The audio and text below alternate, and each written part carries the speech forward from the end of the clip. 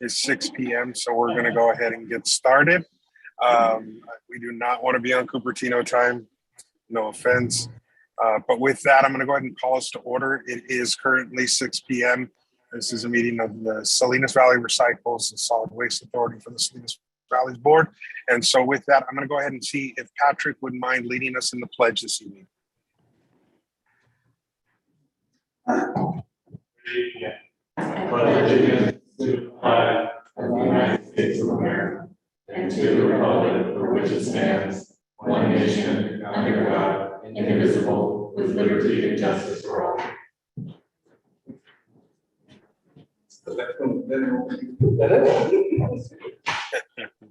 Thank you, guys. Thank you, Patrick, for that. Can we go ahead and get a roll call, please? Director Craig? Here. Director Collins? Here. Director Jimenez? Here. Director Phillips? Is absent. Director Rocha? Is absent. Director Silva? Oh no, I'm sorry. I was taking myself off mute. I'm here. Oh, great. Director Silva? Present. Vice President Purvis? Here. Alternate Vice President Tipton? Present. And President Lopez? Present. Erica, would you do me a favor and go ahead and announce our translation services? Servicios de interpretación están disponibles llamando al 1-425-436-6345 usando el código de acceso 444-666. Thank you, Erica. We're going to jump into our general manager CAO comments. So the floor is yours, Patrick. All right, 2 real brief comments. First, just to give you an update on the facilitator selection. So we have received proposals from, I think Erica said 4 facilitators. Correct. Yeah, 4 facilitators. So staff is in the process of reviewing those proposals, and we'll be bringing forward 2 to 3 of those for executive committee interviews at the December meeting. So there will likely, depending on the discussion tonight, need to be a December meeting. As you know, the December meeting is considered optional for the board. So based on the discussion tonight on the organics item, there likely will be a need to come back for at least a short meeting, and hopefully we can probably just do that as a Zoom meeting, but just to handle a few items at that meeting. And then finally, in the packet, there's actually an article, an interesting article just for your reading pleasure. It talks a little bit about landfills, greenhouse gases, and how the rethinking of landfills is occurring across the country. I think this is very consistent with this agency's past practices and some of the things that we've done in sort of leading the effort to look at new technologies and different ways to deal with a waste stream and not just solely rely on landfills. So it's a great article. I would encourage all of you to read that. That concludes my comments for today. Thank you, Patrick. At this point, I'm going to see if there's any questions from the board. Feel free to jump in. All right, hearing none, we're going to proceed forward with manager, department manager comments. I'll ask that those managers jump in now if they have comments to share this evening. All right, so real quick update for the full board. I've already let EC know this, but as part of the closure of the Sun Street transfer station and relocation of the MRC services, there was potential of 3 layoffs with that move. As of today, 2 of those layoffs have already shifted into new positions. So that will reduce it down to 1, and the third one more than likely will shift as well. I won't know till next week, but more than likely we'll end up with a 0 layoff overall. We'll eliminate 3 jobs, but we'll have 0 layoff. But what that means is that we're going to run short in operations between now and the time we relocate to the MRC over to Madison Lane. So I'm going to run a little thin manpower wise because I don't want to hire new people and then have to lay them off down the road. So that's good. That's good news for us. So that's just an update from the board. Thank you. Caesar. Any other managers wish to make comments this evening? And same as Caesar, I reported out to EC, but we are diligently working on the bond refinance, and we are on schedule to bring that back to both the EC and the board for approval in January, so we can release those funds in February. And I did just get an update that our savings are pretty close to what was shown to the board a couple months ago. Thank you, Ray. Any other manager comments?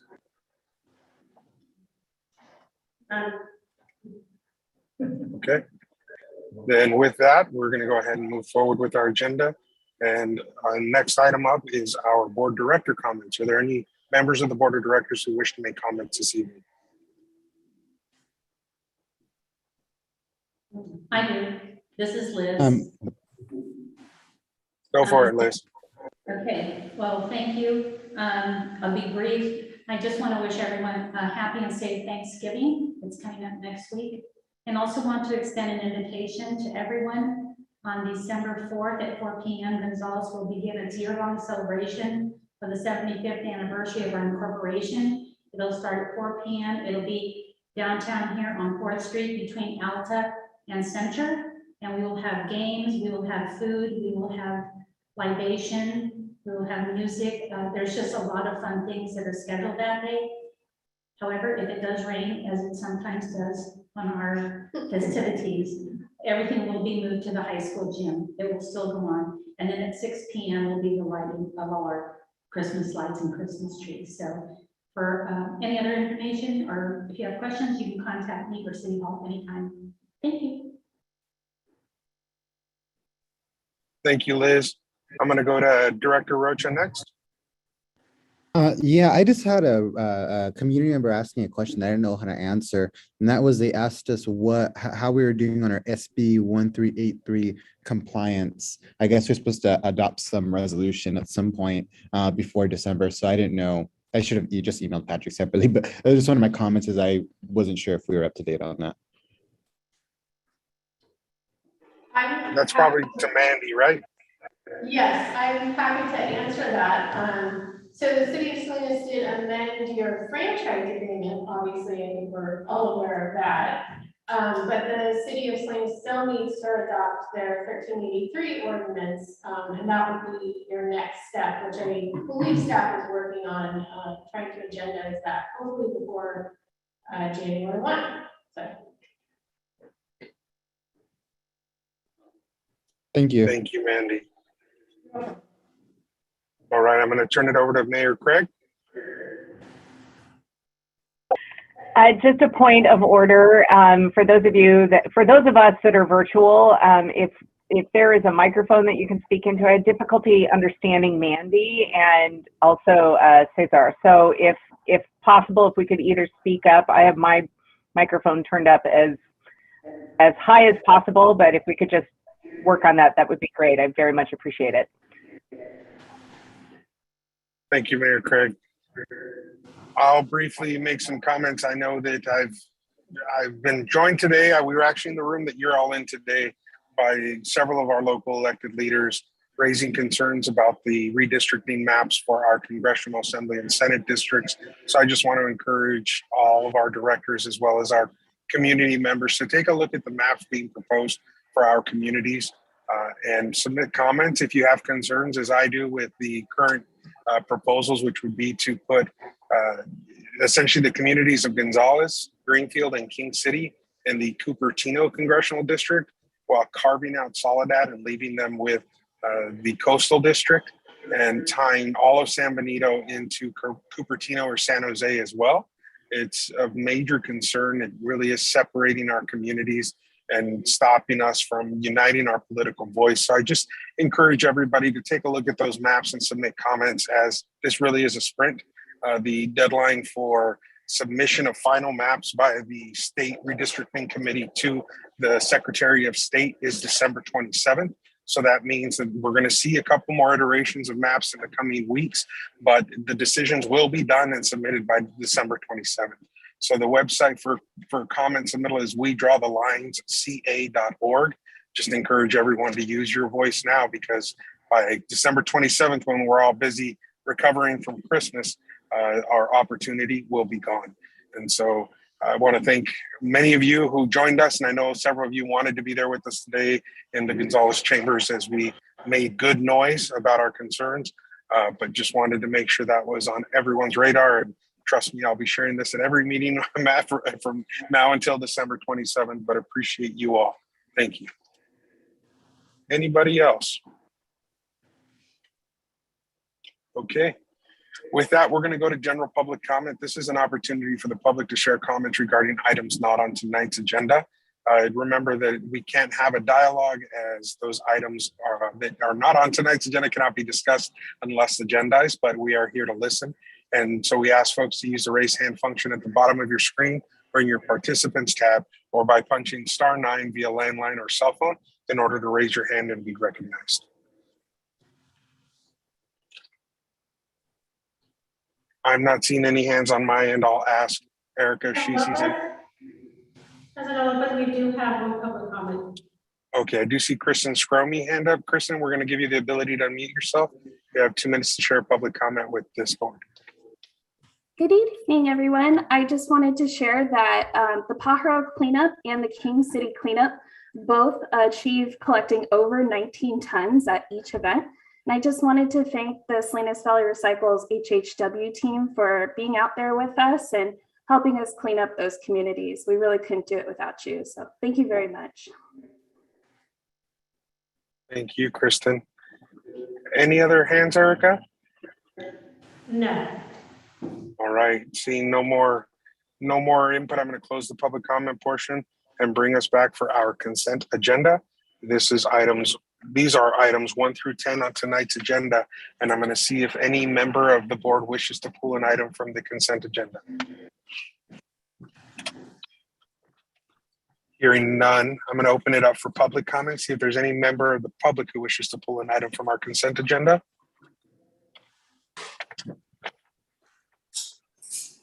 Do you see any hands, Erica? None. Okay, seeing none, we'll close the public comment, bring it back, and I'll entertain a motion to move consent. Motion to approve. Okay, I'm going to take the motion from Phillips and a second from Christy Cromings. And with that, I'm going to ask Erica to take us through a roll call vote. Director Craig? Yes. Director Cullen? Real quick, the microphone comment, is it picking up if I talk in here? No. It says something dramatic, so I just gotta talk loud and it's picking it up there. It's picking it up on the owl, so we're not using the microphones. Okay, I.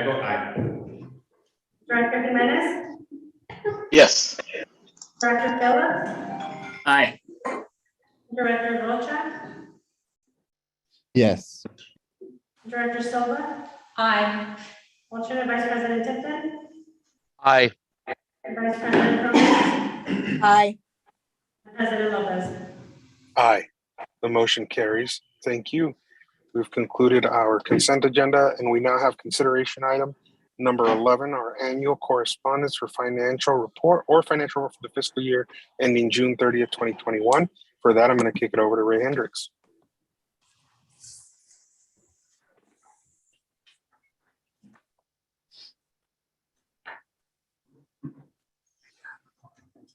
Okay, so this is the annual comprehensive financial report for Salinas Valley Solid Waste Authority. Can I tell you? Next slide, please.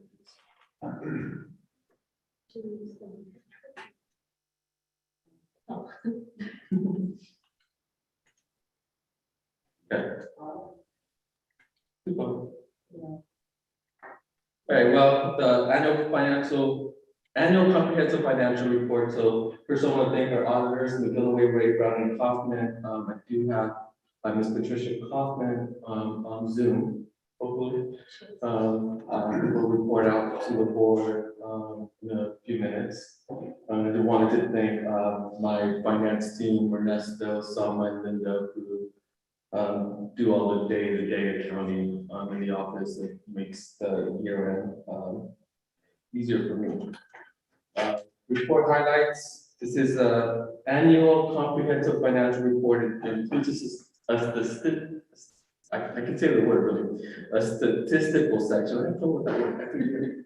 And it will be submitted to the GFOA for the annual report. We've received the last few years and only had 2 minor comments and questions, right? That's the reason why we won't get it. And once again, there is no management letter. Okay, we have implemented 4 pronouncements. One is fiduciary activities, which we have none. Actually, none of these had any real impact to our financials.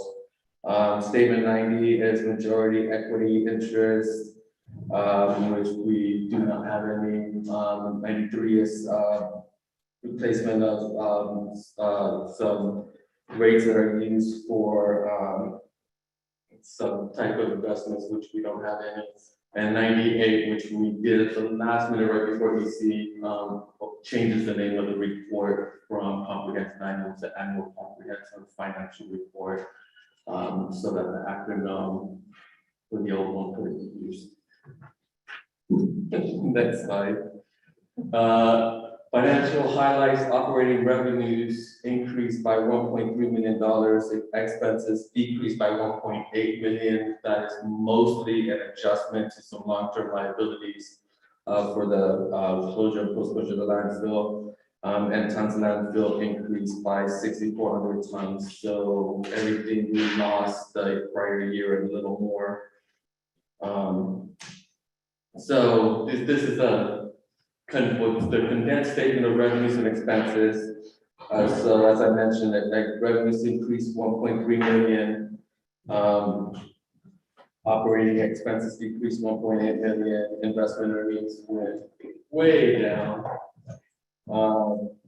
Interest expense, that's just the debt service interest. So the change in net position went up by 7.3 million, sorry, I'm looking at the wrong word. Next slide. All right, so real quick, assets increase. We invested money in a couple of projects. We have some capital increases in assets. Liabilities went down, mostly debt service, which once again our net position went up 7.3 million. So I did this last year, and I actually like this because it's a little easier to follow how the change in that position happened. So fixed assets, we increased $2.4 million in assets. The majority of that is the Johnson Canyon Iverson Road that we what's that? A question or no? Okay, so the majority of that are assets that we did at Johnson Canyon. We had principal payments to our debt of 1.8 million, so our net change in investments in capital assets went up 4.3 million.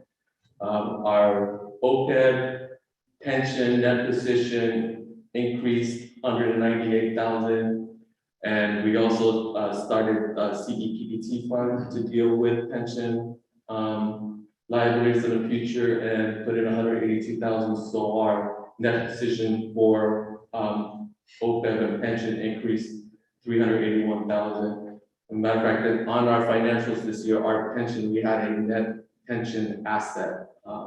So just means that with the gain in financial investments from versus last year, we are actually slightly overfunded in pension, which is a good position to be in. And then, as I mentioned earlier, the post-closure and closure liabilities changed in the past year. So our post-closure liability increased, which decreased our net position, and our closure liability increased, which increased our net position. The net of those two is 1.2 million. And the rest of the changes in cash, receivables, and payables was 1.4 million. So our net position once again was an increase of 7.4 million to just shy of 25 million. So this is the last 21 years in that position, we had a lot of paper assets, with several landfills that we took over that were written off, in addition to debt that we had to take on. We sat in a red for a while, and as we took over operations, starting in 2009, and refinanced bonds and increased the economy, our net position has increased over the last few years.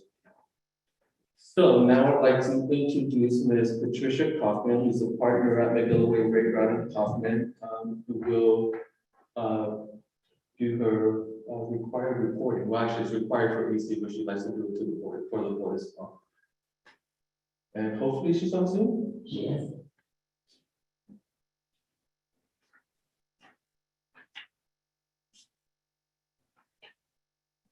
Patricia, we can't hear you. Are you unmuted?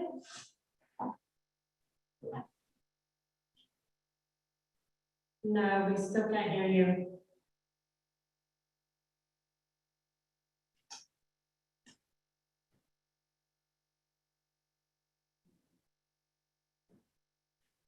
We can't hear you, Patricia. Well, I can see her on Zoom, and she can't come up in a couple of minutes. I will report out for her.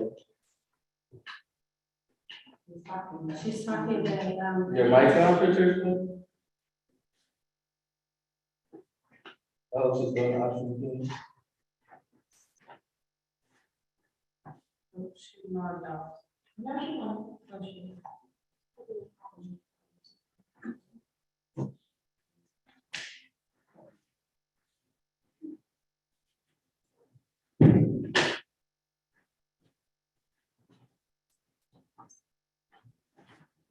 Doesn't sound like it's anything on the rise.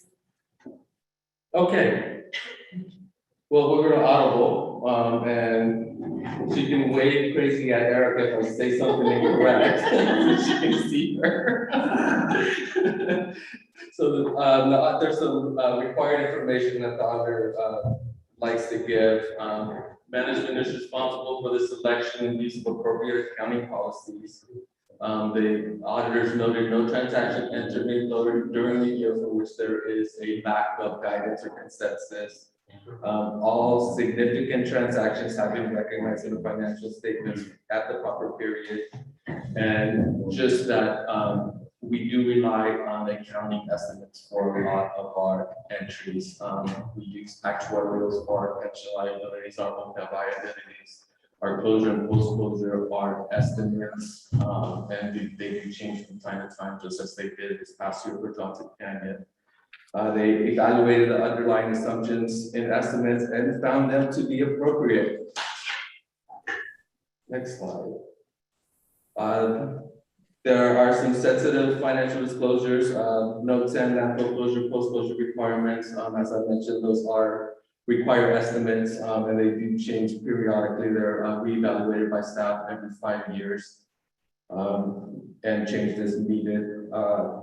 The retirement programs, once again, are based on estimates and require actuarials as well as OPEB, and then commitments and contingencies are stated in our financials in note 15. We do have some contingencies for problems at the landfills for corrective action. So that's part of the reason we have the environmental fund set aside. But none of those numbers are actually in our financials, since they're, in theory, they're supposed to be minimal chance that any of those do occur. They encountered no problems working with us because we are all wonderful.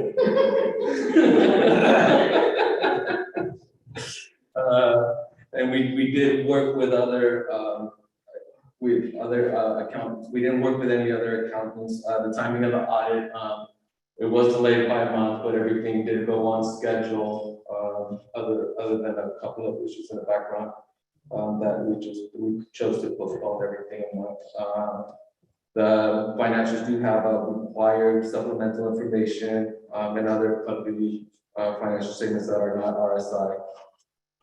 So there are no uncorrected misstatements. So this is a very carefully chosen. There was one misstatement that we found in the prior year, but that entry in the current year reversed itself, so it had zero effect in the current financials. So the current financials are correct. So we chose not to do a prior year entry since it was immaterial in the prior year, and it was self-correcting in the current year by the time we had done the financials. Management letter material deficiency, there was none noted. This is the best opinion that an auditor can give, having no issues with any of the financials, and feeling comfortable enough to use that. So once again, Patty and her team think we are all wonderful. And I wish you could hear it all from Patty, but unfortunately technology.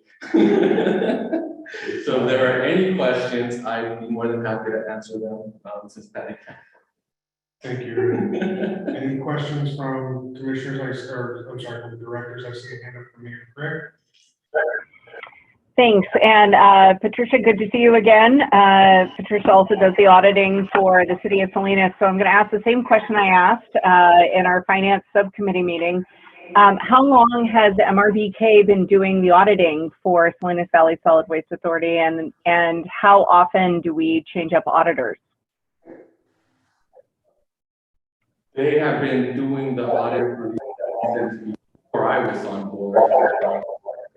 How often they do change the. That's Patty to put up fingers on the screen. Patty, do you have fingers? You know how long you've been doing it? I hope she has fingers. So she put up a lot of fingers. She doesn't have fingers. They have been doing the audit as long as, I think as long as we've been separated from the city of Salinas. So we started doing our own audits in 2008, 9, I believe. It's been a while. They do required to change the auditor every year. So they're years. Okay, I only caught about a third of that response. So I'm not entirely sure how best to handle this on a hybrid call. So you had said that MRBK has been doing the auditing since its inception, essentially, since the Solid Waste Authority's inception. Am I correct in hearing that? Since the Solid Waste Authority financing separated cities. Yes.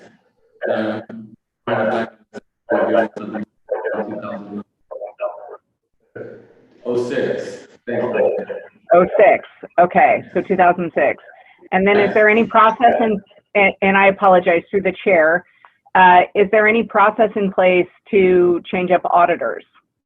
The audit contract does come. I think it's due in the next year. Typically the auditors do change leads so that a different lead auditor, they are required to do so every. And just as a point of order, I don't think your microphone is working very well. I could be wrong. Maybe I'm the only one virtually. If I can get a nod from Roy, if you can hear everything or not hear everything. No, Kimberly, I think we need to stop for a second and figure out what's wrong, because I'm only hearing about every fourth word as well. Yeah. There seems to be feedback on somebody from somebody. Okay, the feedback is from the people on Zoom when they unmute themselves. So when you speak and then wait for a response, if you can mute yourself again. So that way, as we're responding, we don't get the feedback. The speaker that we are using here, it's one speaker for everybody in the chambers. So everybody in the chambers just needs to speak clearly and loud and slow so that Zoom will pick up properly. And you're a quiet talker, so I was saying come forward. Stand in front of And I took off my mask because I was told that I don't talk, it wasn't coming through when I have a mask when I do presentation. So, so once again, they have been our auditors since 2006, and they are required to change lead auditor every 3 years, which we just went through a change a couple of years ago in lead auditors. And that contract does come to the board for approval every few years. I believe there's 1 more year left on their contract right now. Understood. Thank you. I appreciate the clarification. I know that they can switch up their auditors in-house, but I was curious about the actual review of auditors, you know, and using the same company essentially. So thank you. All right, anybody else? Not in chambers, not seeing any additional hands online. And so our action today is, just to be clear before we go out for public comment, is to receive the report from Ray Hendricks, and recommended action is to accept the report. So there's no official action, but I'm going to go ahead and turn and see if we have any public input on the site. I see no hands going up and nobody rushing the microphone. So I'm going to go ahead and close the public comment portion of this agenda, or this item, I apologize, and bring it back. Do we have a motion to accept the report? So moved by Silva. I'll second. Got a motion from Silva, second from Cullen. Can we get a roll call vote, please? Director Craig? Yes. Director Cullen? Aye. Director Jimenez? Aye. Director Phillips? Aye. Director Wilczek? Yes. Director Silva? Aye.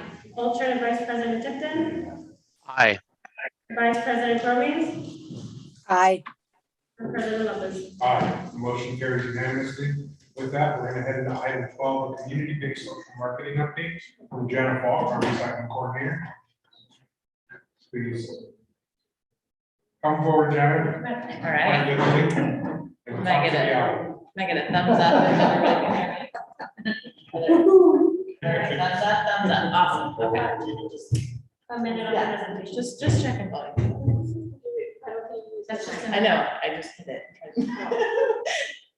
Where's the habit? Okay, you ready?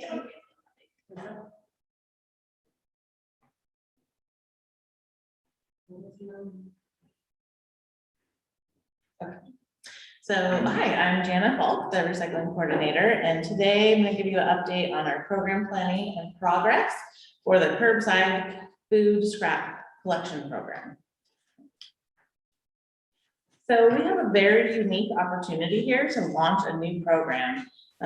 We don't get that opportunity very often. So it seems obvious, but program planning is vital for a program success. So we are going to launch this, and our biggest goal is high participation and low contamination. And with that, we need to plan ahead. Our main goal with the program is to teach people to do the correct thing first. Once habits have been formed, it will be much harder to change them.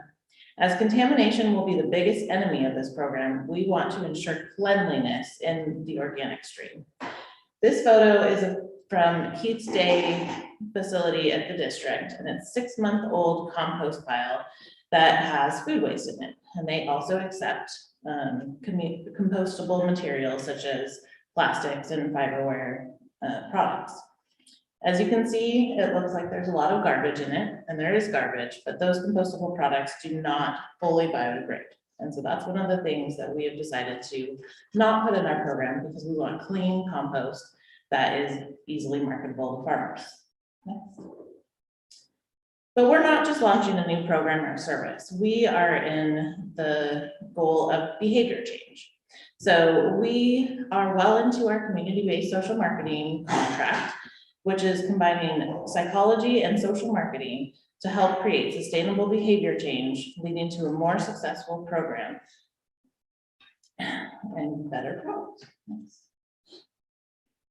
So what is community-based social marketing? Brief overview is, it boils down to research and testing to ensure results. First, we decide the behavior to promote, identify why or why not people are willing to do that behavior.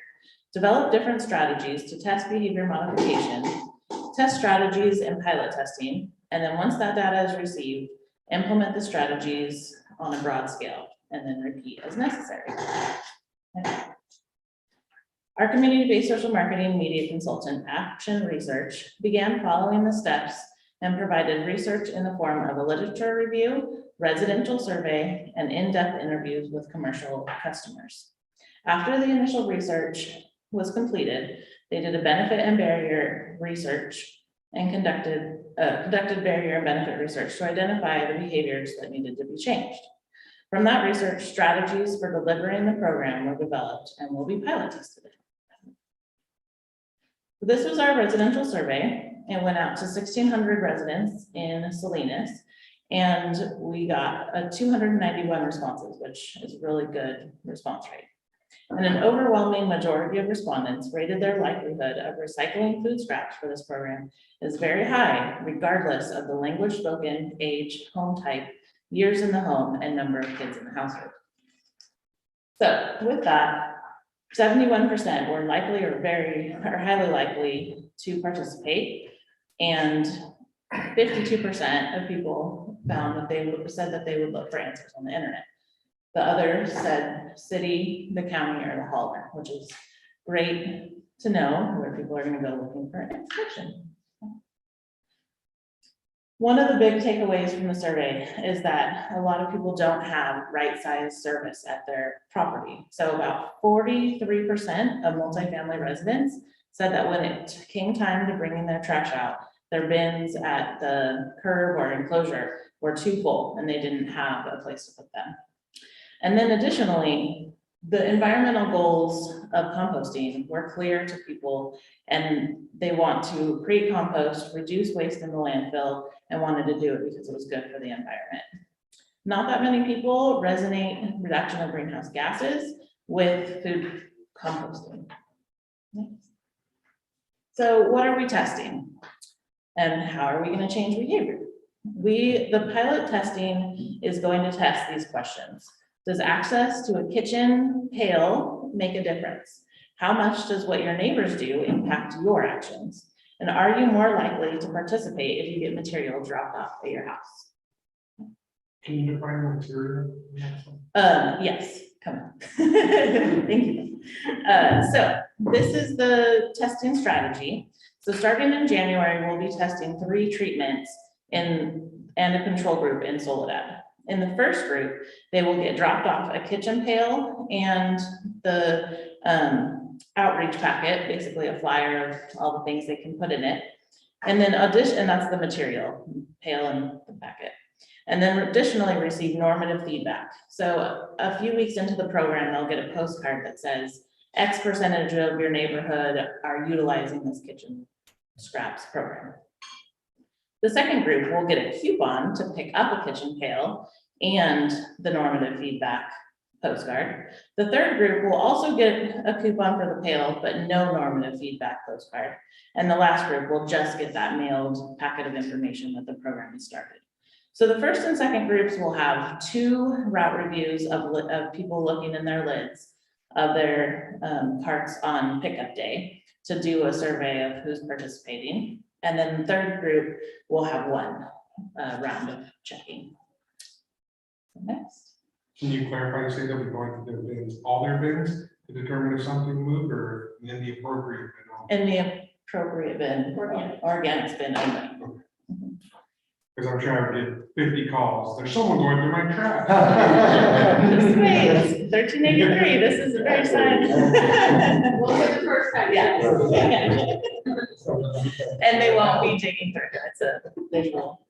So the program rollout, we decided that we're going to go with this soft launch approach so that we can have some time to gather this information, see what the best method is, kind of target our audiences to do a full launch around Earth Day. The regulations require us to have a program for people to have access to curbside recycling starting in January. And so we're doing that, but we're just not heavily advertising it until April. And so in the meantime, if you get calls and questions, if people know what they're doing and they're well informed, by all means, start composting their food scraps. But this pilot testing is more about the methods. So because the kitchen pail is the only durable item, so a little pail that'll be on the counter, we wanted to do some in-depth research on whether or not what we put on that pail mattered. And we didn't want to produce about 10,000 of these without having that information. So our consultant did an online survey to determine what the hot stamp should look like. And so with that, they determined that only 2 items per category were required on the image, and that words were better for the no category. So this is almost the version. It's been changed slightly because the hot stamp was a little too much ink for the manufacturer, but this got ordered this week. So 10,000 new kitchen pails will be delivered to us right before January. So QR codes have become commonplace, especially with the pandemic. And we wanted the QR code on the pail because we knew this was the durable good that's going to last a long time. People will recycle the brochures over time, but this is something that's going to be around for a long time. So we subscribe to a QR code generator program that will be able to track how often, when people, and where generally they're located, who's utilizing the code to look at the website.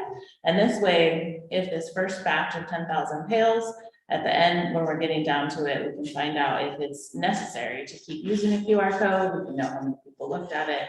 And we can also, with this program, change what website it goes to. So if we decide we need to edit that or do something different in the future. Next. So after much debate, we've come down to a program slogan. So if it grows, it goes. Give your food scraps new life by placing them in your green cart. Take a scratch cart. On camera. So the next steps, our community-based social marketing team is currently working on the marketing plan and finalizing the documents for the pilot testing. After the pilot testing is completed, they'll provide us comprehensive implementation plan and outline how each activity, the delivery of the pail, the normative feedback, et cetera, increase participation in the program. So, does anyone have any questions? I have tons. Okay. I have a quick question, Jenna. At the beginning of your presentation, which I think this is great, you mentioned that there was a survey done of 1,600 households in Salinas, yet the testing is going to start in Soledad. Yes, so there's a reason for that. If you're doing a survey like that, you don't want to pre-influence the people that you're testing on. You don't want to give them extra ideas about why it's important or they should or shouldn't do it. And so what we did is looked at the socioeconomic map basically and knew we were going to test in the smaller South County cities because they're so compact and it's easier, less message bleeding, which is a funny word. But so we looked at the Alizal community was similar. And so they took randomly selected addresses from that area. Ben? Yes, thank you. The question I have is that, can we get a presentation? I don't know, Patrick, if you guys already scheduled one. We have our next council meeting on December 15th, and that'd be nice to see a presentation at the council meeting in addition to get the word out to everybody in Soledad since this is rolling out in our community in January. Is that possible? Absolutely. We can arrange that. One of us will be down there. I'd like to know which slogans didn't make it. No, you don't. No, we're not doing that.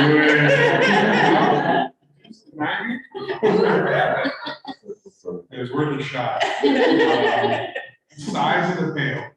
The size of the pail is it's about 2 gallons. So it's actually not that small, but they apparently don't make them that small. But we're getting a pretty cool one that has little hooks on it, so you can hang it on a cabinet, you can mount it on the wall, you can hang it in a trash can, put it on your counter, put it on your sink. The lid is vented, so you don't create anaerobic conditions. So hopefully you don't have to take it out as often, but you can take it out as often as you like. Okay. That should be dishwasher safe. And the QR code works. Oh yeah, we used it. Oh, yeah. To comment, not a question. So we were one of the many households that got chickens during the pandemic. And so we are now chicken farmers. But one thing that led to is we did a little container next to the sink. And so as we're chopping vegetables for making dinner and the stuff that otherwise would have either gone in the garbage, but in my household would have gone in green waste. But it did change our behavior in that sense that it made us focus more on what kind of food scraps we're creating, whether it's cooking and stuff that we're not using or leftovers, and we put it in that bucket and then feed it to the chickens. And so, I mean, the same concept applies here. I love this. It's such an easy way to change behavior. And going back to the beginning of your presentation about that combination of ways to change behavior. It's right there. Yeah. I'm excited to see the results. Yeah, and one thing we've gotten comments from other people is we don't want to promote people not to feed their chickens and not to home compost at home. This is for the people that aren't already doing it or taking all the items that they, don't want to feed to their chickens or, so it's exciting. My chickens, thank you for not non-compete clause is very nice. My only concern is the very thing that Mandy brought up about smells and odors and flies. We had that experience, my wife. We do the same. We've got chickens and everything else goes in compost, but for a long time, she thought, I'm gonna put this metal container bucket on the counter and keep the lid on it. It lasted about 5 days, and then the flies started. So is there any recommendation that we can include in the material how to combat the growth of anything? Yeah, so one of our goals for the website is to have a more robust best management practices. There's lots of things to do inside. The carts become a trickier challenge, especially for someone that doesn't have a lot of the green waste material to kind of absorb some of that liquid. But we're gonna put together what we can, and we're just gonna see if people can do the best they can. And if it doesn't work for them, hopefully they can do a portion. I was thinking a better slogan might have been, sorry, Mandy, had to do it. Going through your garbage, it's not just for the raccoons. Voted down. Yes, that was explained immediately, Chris. Thank you. Worth a shot. One of the best management practices, maybe you could pass on to your wife immediately, is to freeze the food scraps so that you don't leave them on the counter. You put them in your freezer until you're ready to take them out. So it eliminates odors, pests, anything like that. Our best practice is have your husband take it out every night. That also, we'll add that to the list. Thank you. All Chris Lopez, he will take it. That's part of the job. So the small panels are also designed, you can wash them. It's just like a side of a bowl in the counter versus the outside food waste collection containers that some communities have tried. Those get really nasty and they're a lot harder to clean. All right, I see no more hands up on our Zoom on the director side, so I'm going to turn and see if we have any public comment on this item. Seeing no hands going up, we'll bring it back. Close public comment. This was just to receive a report. Thank you, Janet, for all your work. And best of luck with all that. Here we go. It starts. All right. Our next item is the Salinas Valley Recycles Annual Report. That is going to be presented by Patrick.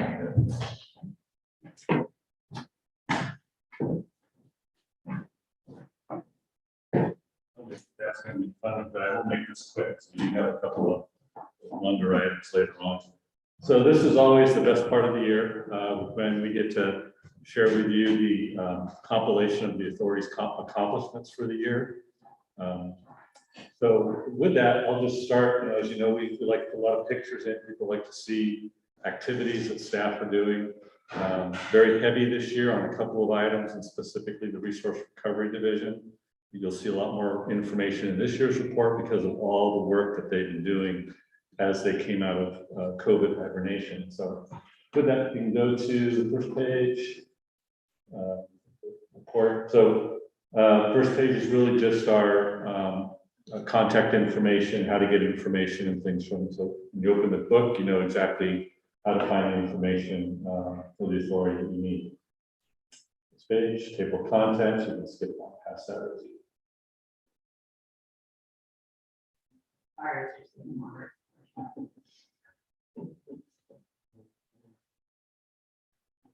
Well, she's getting to the general manager comments, so I'll just give you the theme of it every year is a little different, but this year my theme was really to focus, and you heard a lot of it tonight, is about this agency's financial sustainability. It's something that we take a lot of pride in. You know, as a government agency, we have a lot of responsibilities, and we also have a lot of liabilities, and we've really worked very hard for the last decade plus to, as you saw in the audit, this agency was very deep in, it had no net position, there were negative. A lot of it had to do with the fact that we inherited a lot of landfills and a lot of liabilities that had no money to support them, and had to take debt out very early on before the agency was maturing. And as a result, we've really focused on that bottom line change. And so there's a lot of highlights that I wanted to bring out in that discussion to really give the board a lot of kudos for all the things that you've helped us do, and the policies you've decided to implement. It's really made us, I think, a model for government finances and how you run the government agency.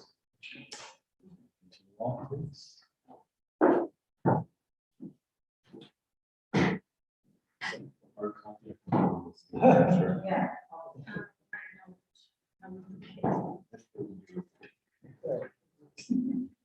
All right, folks. Trust me. I'll probably go through this a little faster.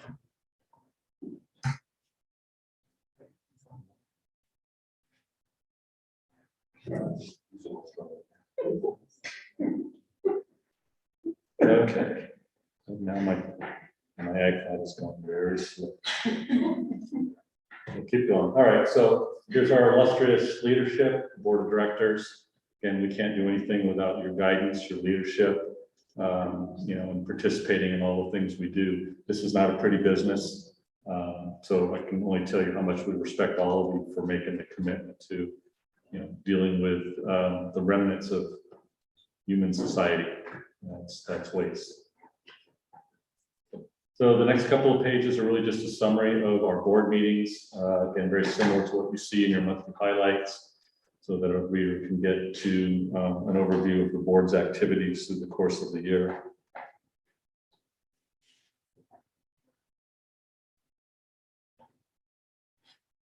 I'm sorry for the slowness. Everything is slow here tonight. Cupertino's revenge, guys. We start saying things, they come after us. So again, we start looking, want to share with you our newest members, our staff that have either come on board this year or staff that have been promoted. As you know, we spend a lot of energy and effort trying to train employees so that they qualify for advancement and in the agency. And I think, again, our annual report shows some of those things. Our employees of the year. We had 2 this year, one from operations, one for administration. We can't say enough about those 2 people, as well as our annual celebration of longevity by employees. Caesar, coming up 20-year employee. That's a big accomplishment in an agency that's just a little over 20 years. We have a summary of our operating budget. Capital improvements, where our money goes. We have pie charts and other things that just helps visualize how your dollar is spent, how our tipping fees are expended to serve the community. We have some of our grants and other statistics related to finances, our tonnage, the distribution amongst our member agencies. This is a very interesting chart. You see this every year. You see it 2 or 3 times a year, actually, in different reports in the budget, showing the time when we stopped accepting imported garbage and became self-sustained by local revenues only. Summary of our diversion, our processing, how much we landfill.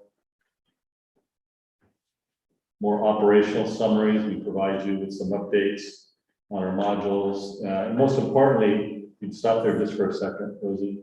You've seen this chart before, but really this shows the value of our programs, the growth of our customer base over the last several years. it has not stopped growing. Even during COVID, we continue to see more and more people come to use our facilities. And it doesn't look like that growth is abating anytime soon. Can I make a brief comment there, Patrick? Sure. That blue sentence right above the bar graphs, I think is critically important given who we serve. And so the fact that we're open on Sundays when nearly nobody else is, Yes. just one more reason to say thank you to the staff. Yeah, Caesar and his operational staff really, really work hard. And as you said, you know, they're stepping up right now, and will be stretched a little bit thin for a few months, but in the big picture, we really wanted to honor and preserve the workforce as we go through this transitional period. So, and that's a reason why, right? Because we have a great reputation in the community, and people like what we do. Again, more information on some of our various grants. Some of these are one-time grants. Some of these are continuing annual grants that we get for things like tire amnesty. Some of the programs that are funded through the state's garbage recycling program. We get a little bit of that money. Of course, the big successes with our depackager system now allows us to serve the ag community and help them get that 1383 diversion improvement.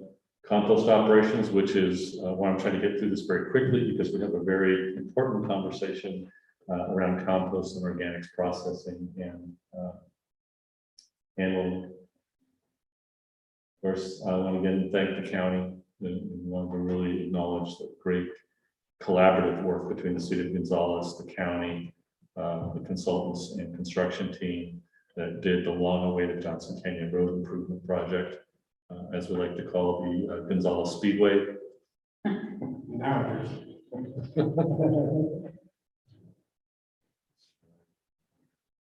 You heard a little bit of this tonight, so I'm going to flash through these pretty quick because you heard some of this, but obviously a big focus.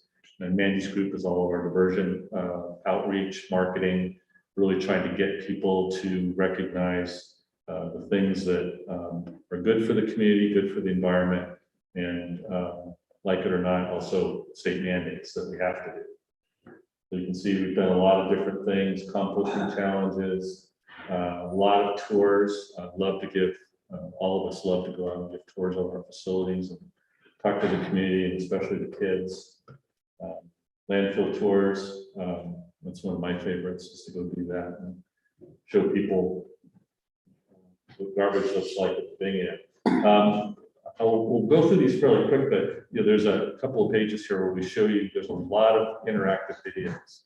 So Mandy and Jan and their staff spent a lot of some of their downtime, or less, you know, we weren't able to get out in the field as much during the real lockdowns of COVID.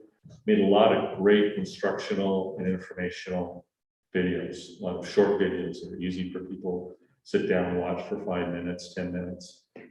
So I encourage all of you to look through those and take that opportunity. Of course, we have our garden, which is going to be relocated down to Johnson Canyon once the new education center is constructed and Sun Street is fully closed.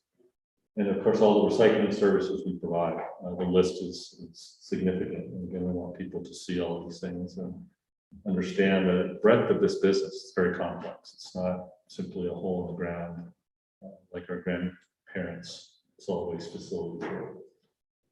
Household hazardous waste, 1.5 million pounds diverted out of the community this year. And then looking ahead, you know, we always do this, obviously new technologies, a big focus right now on organics. We did approve an item tonight, which is extending an agreement with Global Organics, which is a vendor we've been working with for many years, to hopefully someday be able to actually use their technology, or at least to demonstrate it. So other technologies are coming and being considered as time goes on. Our service area, and then just some sampling of some of the regular feedback we get from community members, schools, administrators, all the great work that's being done out in the community. I think that's it in a very quick nutshell. It's a very comprehensive document. Can't do it justice in 10 or 15 minutes, but Hopefully that just sort of shines a light on some of the important stuff that the staff has done this year and the great work that's to come. Entertain any questions that the board has. Any questions from board members? My only question is, somebody brought their trash from San Jose? Occasionally you do, it's usually a contractor. Okay. That's from this. It was only $17. So it doesn't seem like a contract. It's a minimum load on a Sunday.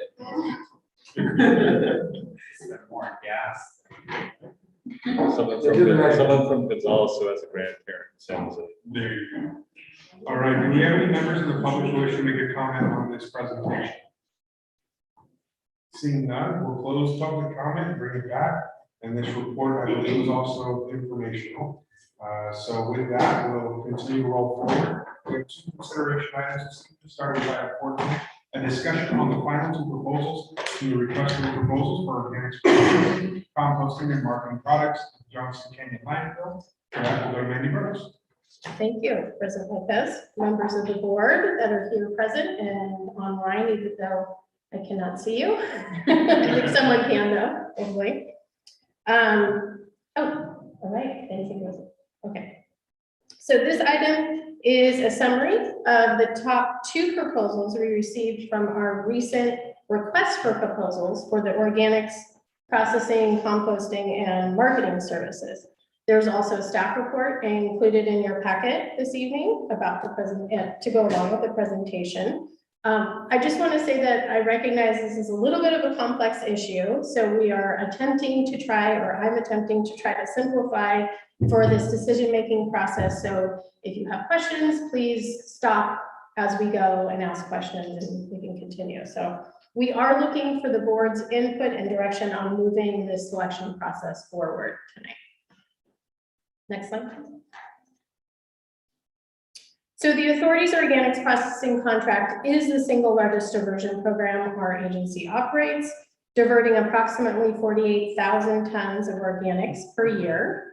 Vision Recycling has been the contract or authority's contractor for the past 10 years and began the actual operation when it was just a chip and grind facility. So we were doing no composting at that time. As you all are aware, the facility has changed significantly over the last several years.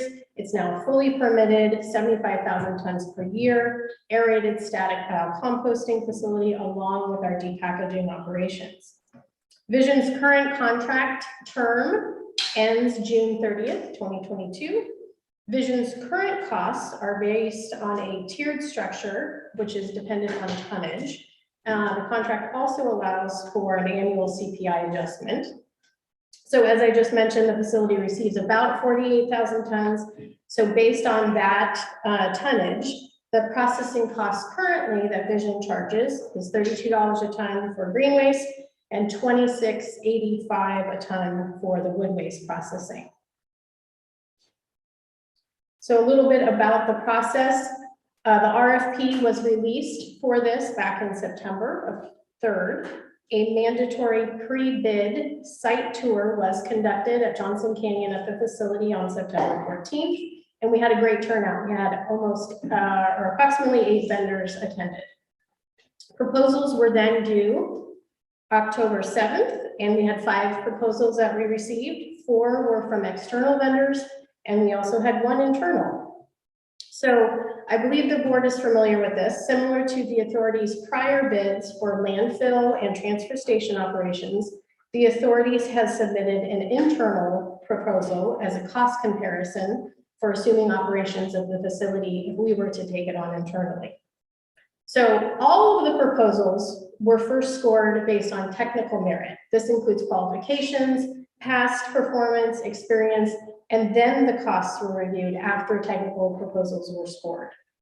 So based on technical scores and the cost proposals, we selected 3 of the proposers for interviews. 2 were external candidates, 1 was our internal candidate.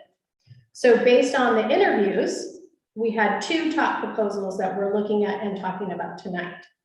Atlas Organics is the external candidate. They are from South Carolina.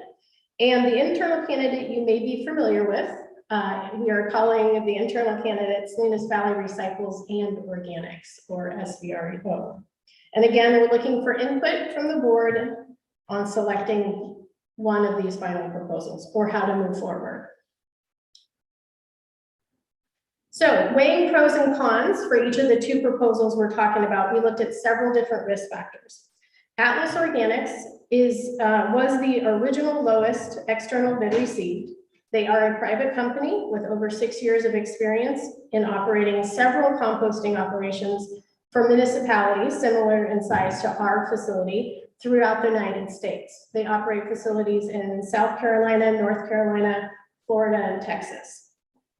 Atlas currently does not operate any facilities in California, but their proposal included the use of innovative technology for organics contamination removal with the use of robotics and artificial intelligence, or AI, for helping to make a very clean end product. Atlas has extensive marketing experience, is confident they would be able to market all of these materials to local customers, including our municipal partners that will need to procure compost and mulch, retail and commercial landscape supply, agriculture, excuse me, and home gardening markets. Atlas also provided a preferred pricing structure for SB 1383 procurement of the mulch and compost from our member agencies, so that is also a bonus. So the authority, or SVRO, as you know, is a public agency. We have over 25 years of solid waste management and research recovery experience. Our staff built the current ASP composting and depackaging facilities. We currently operate the depackager. And while we don't have significant on-the-ground composting and marketing experience, we have several of our staff that have completed compost certification trainings, and we have been assisting our current contractor for the past 10 years in operating our existing facility. Our marketing plan would be very similar to that of Atlas, includes working with several of our local composters, our ag partners, in order to market and move that material. There, of course, will be a learning curve if SVRO were to take over, but we are very confident that with the right staff and the right training, we could easily assume the operations. So both proposals, our internal and external, include approximately the same number of staff to operate the site. SVRO has 9 staff budgeted, and Atlas has approximately 10. Both include a site manager and a sales manager. Our proposal, the internal one, also includes a part-time Hope Services and social vocational crew to help with contamination and litter at the site. So Atlas's proposal is based on $6.2 million of capital investment for the infrastructure and assumes a 10-year contract for this, for their proposal. This infrastructure includes similar to what I was just talking about: a sort line, the robotics, the AI and the system, the conveyors, trommel screens, concrete pad, as well as the building to house all of that material and all of the electrical upgrades. Ultimately, this equipment would be owned by the authority once the contract terminates after the 10 years. The authority, the original RFP requested proposers to assume that there was no water on site. However, we've been looking at possible on-site water sources, including a new drilling a new well. And if on-site water were to be provided, this actually changes the cost per ton for the proposals. So Atlas's revised cost proposal is $50.27 per ton, and that assumes no water would be available on site. They would have to bring it in themselves. Atlas has also offered a range of costs if water were to be made available at the site, and a range depending on capital investment that the authority would be willing to initially make, ranging from $1 million up to $5 million. So you can see here from the chart, the more capital invested, the lower the initial processing costs on Atlas's proposal. So with water, without water, Atlas's cost proposal ranges anywhere between $46.72 to $50.27 per ton. However, to make an even cost comparison between the two proposals, Atlas and SVRO, we assume across the board a $3 billion capital investment for the hard infrastructure, which would bring Atlas's final cost between the 3811 if there was water provided, up to the 4166 if no water available. From the previous slide, if the authority were to make a higher capital investment than the $3 million, then obviously the processing costs per ton decrease. Atlas also did provide a percentage revenue sharing pricing scenario, but the cost ranges that we just, based on the cost ranges we just saw, but it only really increases the per ton cost, so we opted not to include any revenue sharing options or provide those. Atlas's proposal does include equipment maintenance for the term of the 10-year contract. Now, the authority's rate includes an initial purchase of equipment to assume operations at $2.5 million in capital costs. However, all in capital costs is $3.1 million. This also, though, includes a set aside to replace that equipment over time, as well as incorporates the revenue from whatever compost we would make and sell back into the cost. So our original initial cost per ton was the 4153. With taking the 3 million plus compost sales into consideration, the final cost for the authority would be 3064 a ton. Can I ask a question there? Absolutely. If we go back to that last slide, what is the assumption being made about compost sales revenue? My concern is we're looking at a world right now. I'm thinking about the lessons learned in cannabis, right? Recently, we're $3,300 a pound. This is going to be great. Well, last month it was $400. And I'm just curious, as other regions required to do the same thing, start trying to dump a ton of compost on the market, what can we expect? In reality, I see 500,000 there in revenue. Is that, are we going to be trying to get this stuff away at the end of the day? No, but we did actually set, well, I didn't. The proposer, who is also here and can speak later, that's Caesar, assumed a very, very low price per ton that we would sell it at. So I think we actually set it below market value. Am I correct? That's correct. The price is very conservative. If it does sell for more, it lowers the overall cost at the end of the year. But the price is very conservative. Okay, thank you. Yes, good question. So how does this affect our actual customer rates? What will people, how will they be impacted? How will our customers be impacted? The current rates, what we currently charge right now, franchise organics is $50 a ton. We also have a $48 a ton for self-haul green waste and wood waste. So if Atlas's proposal was accepted, the current customer rate could range between 57 to 61, depending whether or not water is or isn't available, which is about a 15 to 30% increase for rates. If SVRO's proposal was accepted, the customer rate would still be the same as what it currently is, $50 per ton, resulting in no rate increase for organics. So in summary, we have two options to consider. Selecting the authority or SVRO to assume operations of the composting facility requires a total capital investment of at least 3.1 million, but keeps our costs low. There are no contracts or terms that would need to be negotiated, which results in basically no rate increase for customers. But there is a learning curve for us to take over the operations. We will need to create new positions, hire additional staff, and order all of the infrastructure that was mentioned. Selecting Atlas Organics will potentially increase costs, require a rate increase for organics, which could be reduced, as you saw, based on the initial capital investment. It does require a 10-year contract with them, but it also comes with experience in composting and marketing the end products and incorporates the use of very innovative technology into the process. So that is the end of the presentation, available for comments or questions. And I believe Caesar is also available for comments or questions regarding the internal proposal. And we have two representatives, I believe, online from Atlas Organics that are also available to answer questions. So first, I want to see if either the in-house team or the team from Massachusetts to take a few minutes to address the board directors.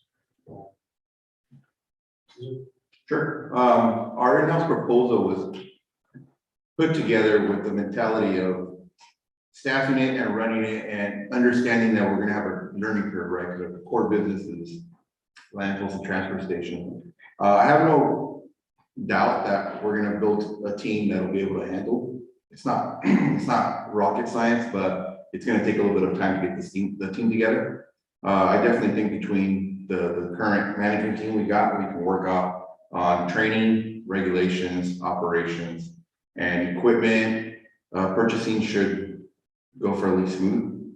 I think once we master it, I always go into this looking at it as, you know, this is the price, but it could be a lot cheaper down the road cost-wise. So I always look at this, I base my proposal on the what ifs, understanding the learning curve, and about a year down the road, Ray, I'll sit down and we'll see. I'll start seeing if there's really a cost savings furthermore than what is already included in the price. So I think we've got a record that we can put together a good solid team, train them and get this mix right, and also work with local vendors. I haven't reached out to them yet because I don't want to start that dialogue yet, but there is a lot of sources that count on the material that's at Johnson Canyon right now. And the plan would be to work with them, work with the local spreaders, which there's a number in the region that take feedstock off of Johnson. And there's other composters that lean on Johnson for fines and other compostal materials. We would work with them as well. We would also work with the local cities for either selling the material or giving it away. There's certain stuff that we do have at Johnson that doesn't move very fast, so that we can also provide to the community or provide to Parks and Recs, and that's how we move it at the end of the day. So I have no doubt that we can build a team that will be successful, but I always go into it looking at it as it's going to be a struggle, but we'll get there eventually. But I have no doubt that we're going to get there, and it'll probably be a lot faster than what I usually look at. I'm just looking at my operations always. What's the worst that can happen? That's the way I look at it. And then after 1 year, if we look at it and see what the cost is, then I'll work with Ray, and we'll bring that back to the board if we're selected, and I'll let you know where we're at that point. Thank you, Caesar. Is there anybody from Athos who wishes to share a comment? I see a hand from Jared. Or Jared. Yeah, let's go ahead and go to Jared. Jared is one of them. Hey, can y'all hear me okay? I can. Hey, okay, awesome. Hey, everybody, I'm Jarrett. I'm the controller for Atlas. I just want to provide a little bit of clarity about kind of the process that we're proposing for the authority and how it is a little bit differentiated from what's available in the industry as a whole. You know, obviously with composting, it's a recycling process, but it's also a manufacturing process, and you've got to be able to get out what you're getting in at the same rate, and the quality of the end product is the differentiator there. And with a inbound feedstock that has contamination, you know, with any feedstock, where Atlas has differentiated itself is being able to sort that material on the front end versus the back end, using both regular human labor alongside artificial intelligence and robots. And you know, one of our partners now is the city of San Antonio, and they have a very similar program to the Salinas Valley Solid Waste Authority. And we started operating there in January, and we'll probably do about 110,000 tons this year, utilizing that technology. And the processing on the front end has really made a huge difference. We've cut the contamination rate down from I think about 3 or 4% to a very small I think about 0.25% contamination on the back end, which is a significant reduction in contamination on the back end as compared to the traditional kind of hand sort on the back end technology that's utilized across the board. And that's really like tying back to the front of this, that's where you get your surety that the product is going out on the back end, which is really the limiting factor of a composting facility. So just wanted to highlight that a little bit. I don't know if any other Atlas people are on the line that want to speak to that at all, but just wanted to highlight that a little bit. Thank you, Jared. I don't see anyone else from Atlas with a hand raised at this point, so what I'm gonna do is bring it back and see if there's any questions from directors before we go to the public. Director Cole. Lots of questions, and I'm sure we all do. And Jared, since you just spoke, I'd like to ask you first, what is the motivation for Atlas doing operations in California? Because this would be the first operation in California. So what's the motivation, and what, if any, concerns do you have about California and the much different rules and regulations that we have in our state? Yeah. So, we like to say our BHAG, our big, hairy, audacious goal is to be the largest, well, now it's escaping my mind. The largest and best, or I'm sorry, I'm blanking. We want to be the largest and best composter in the world in terms of both quantity and quality of services provided. And that doesn't limit us to any geographical region.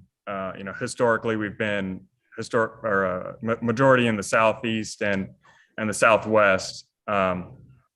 We have a lot of experience on our team that does have experience operating in California on the engineering, permitting, and compliance side. And, right now we're in North Carolina, South Carolina, Florida, Texas, Tennessee.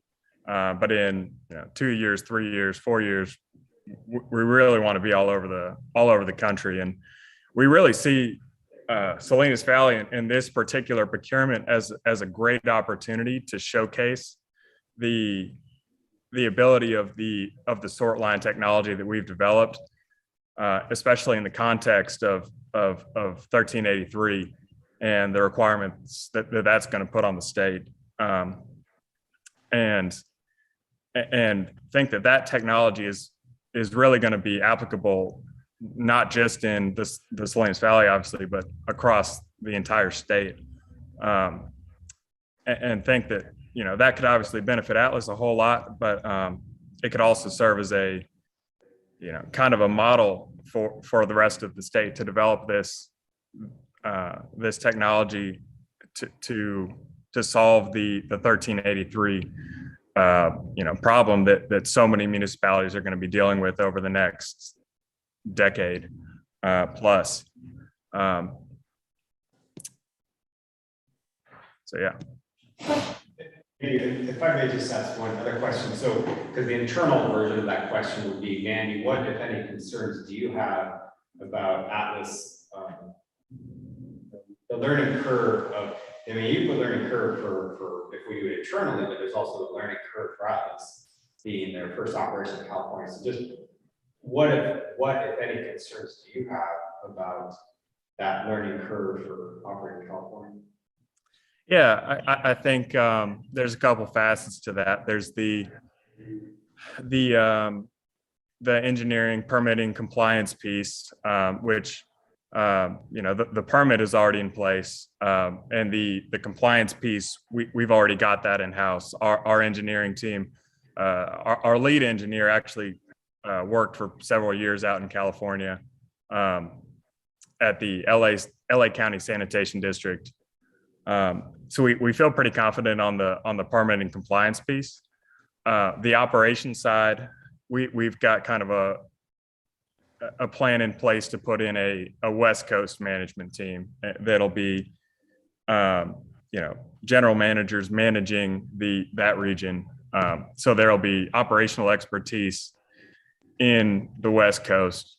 We also have a lot of we like to put kind of, composting, our process is a relatively simple thing, but putting technologies on, stacking technologies onto these simple processes so that we can control them on the back end, such as, I know that the authority invested in some sort of control systems. We've developed our own internally for temperature control, moisture control in our piles, et cetera, that we can actually manage here back in Spartanburg.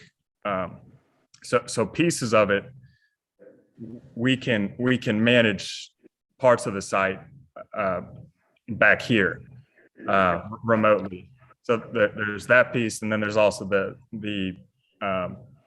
EPC piece, which we have local experience in as well, and then also the implementation of kind of a larger West Coast management team to manage this project and as well as any future projects which we plan on operating. Okay, thank you, Jared. I'm now going to ask our staff if there's anything that Mandy you'd like to add. Well, I would echo similar to what Jared said. We operate the permits, right? We hold permits for the site. So if we didn't, that would be a huge, I think, concern for a company coming in that's never operated in California, but because the authority holds the permits, we have a vested stake in the operation and making sure that it is 100 or 1,000 times successful. So I feel like currently,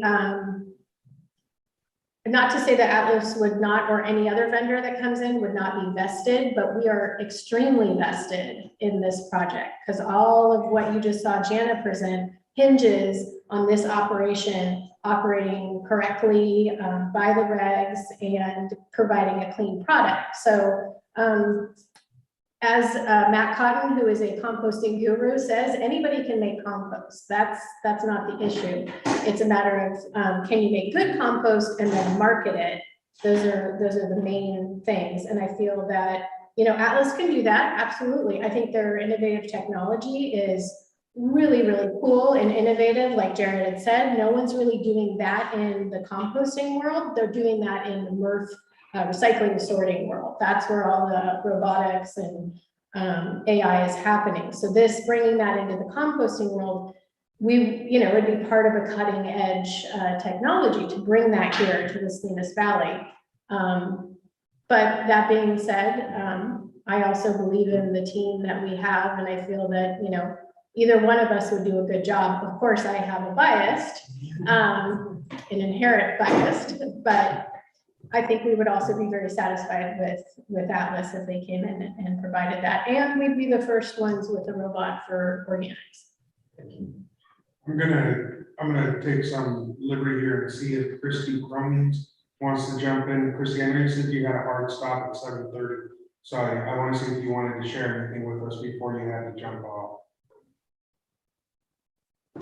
Sorry about that. I couldn't get it off mute.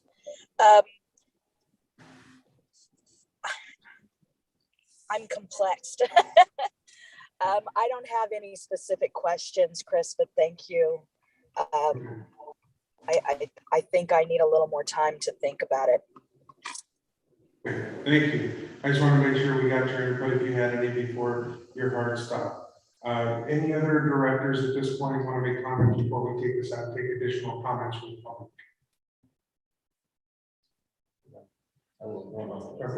Okay. So I wanted to ask that question about this. Now I'd like to ask the internal candidate. And actually, this is what the way I want to approach it is, internally, we have a track record of bringing stuff internal. So we had the Holland Road transfer station.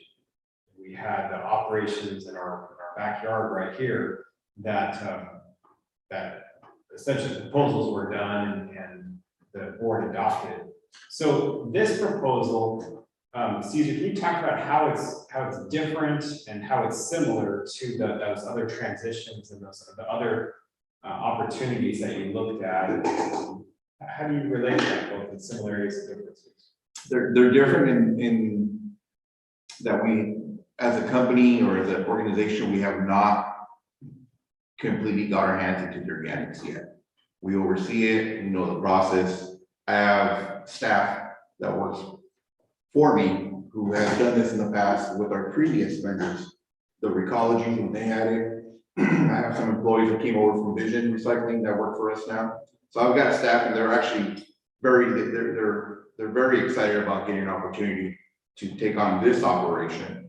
The driver is, I put my proposal in and my technical proposal, and really the driver is SB 1383 changes coming forward, potentially new operations for us, plus managing the cost.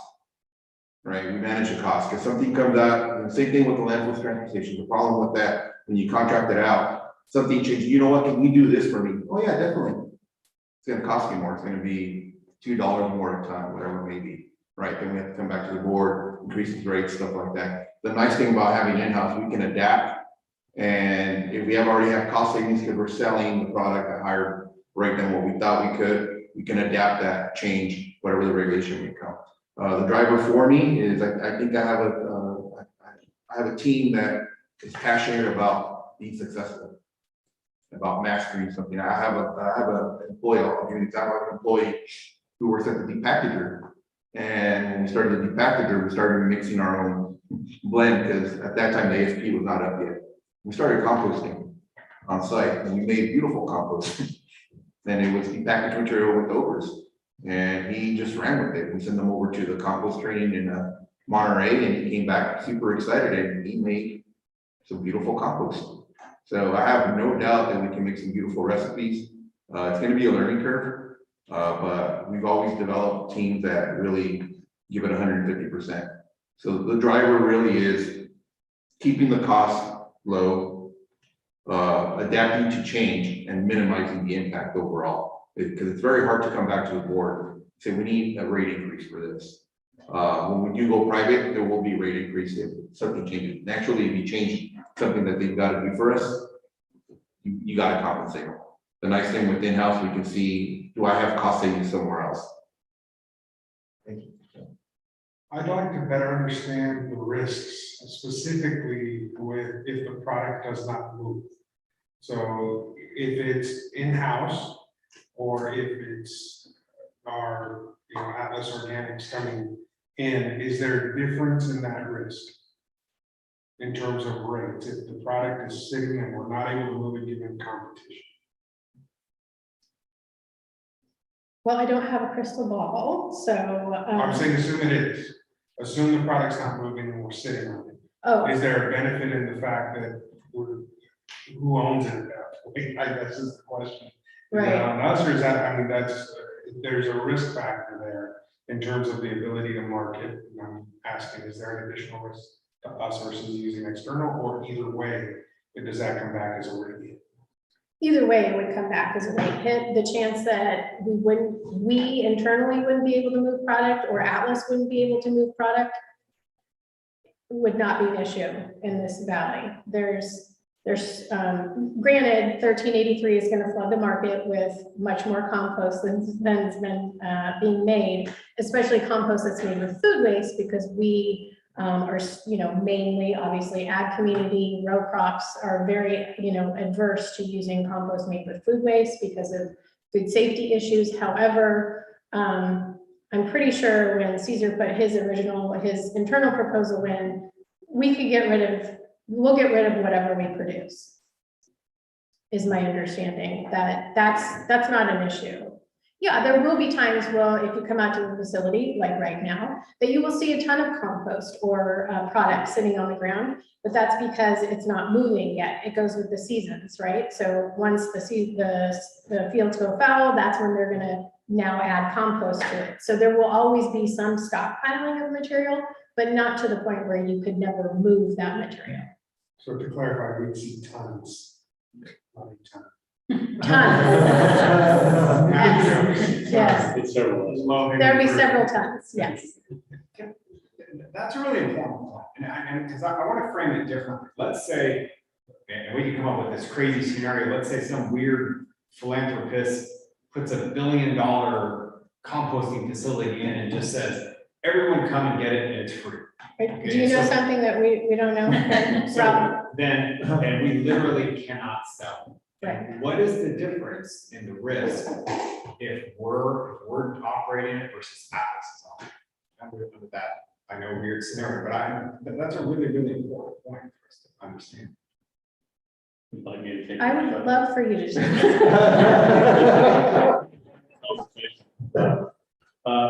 Well, the risk to us is about $500,000. We had to give it away, right? The estimate that came from SBRO was a very low rate, below current market rates. You know, bulk compost is going for to commercial vendors, ag vendors. So I think from just a general bid perspective, it was very reasonable and conservative. However, you raise a good point that is being discussed across the entire state and within our Solana local chapter. It's a big issue, and that is what happens when the market inevitably becomes slow. Oh, sorry. So when the market becomes flooded, worst case scenario, yeah, we have to give it away, and that $500,000 in assumed revenue doesn't materialize. Everybody has that same issue. Okay, so that's clear. That's under the internal. No, and But how does that? That applies to Atlas as well. Now, Atlas has not provided us within their bid, it was a fixed rate. That fixed rate, based on the fact that when we talked about revenue sharing, they basically said, well, you raise the rates, we can revenue share. Well, that's just, our assumption was that's just, we're going to raise the rate $1, and we're going to give you $1, right? We're just taking money out of the rate there. So their internal estimates, and out of respect for all of the composters that we're bidding, none of them want to share that. That's a market data point. But they face the same thing. There is some reliance on market revenue within that rate structure. Some assumption. So is it the same as ours? I don't know if Atlas feels comfortable disclosing that or not. But they will face the same risk if the market becomes flooded, and we're all basically giving it away to get rid of it, because that's going to happen across the state. Okay, so I think now we're getting to the point of answering the question. If the contract is awarded to Atlas, they're the one that bears the risk. Yeah. Right. That's what we were asking. Okay. Yeah, and if it's us, then we're very good. Yeah. That's what I was trying to get to. Appreciate that.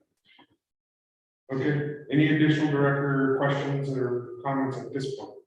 Okay, we're gonna go to the public. I see a hand from Brian Frost from the city of Salinas. Brian, you now have the ability to unmute yourself. Go ahead and take 2 minutes and share your comments.